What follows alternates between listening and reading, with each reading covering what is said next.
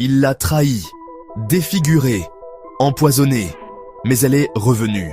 Et elle ne partira jamais. Voici l'histoire du fantôme d'Oiwa, une malédiction si terrifiante que même aujourd'hui, certains cinéastes japonais refusent de prononcer son nom sur un plateau. Tokyo, 1600. Oiwa était belle, douce, dévouée à son mari, Yemon, un samouraï déchu. Mais Yemon en voulait plus. Plus de pouvoir, plus de richesse. Une autre femme. Alors il a empoisonné Oiwa. Lentement. Jour après jour, il glissait un peu plus de poison dans son repas.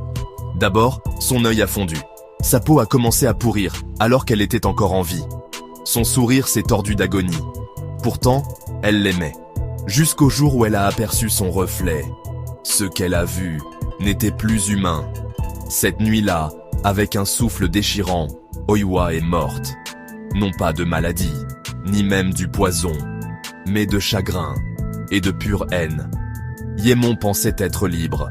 Il a épousé sa nouvelle promise. Mais Oiwa est revenu, non pas dans ses rêves, mais dans sa maison, dans les murs, dans les miroirs, dans chaque cri. Son visage déformé le fixait depuis chaque lanterne, chaque surface polie. Son message était toujours le même. Tu m'as trahi. Tu me rejoindras. Un par un, les proches d'Yemon sont morts. Horriblement, il a sombré dans la folie.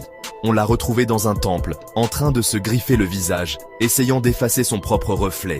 À ce jour, on dit qu'Oiwa maudit quiconque raconte son histoire sans respect. Même les tournages de films à son sujet sont en proie à des accidents mortels.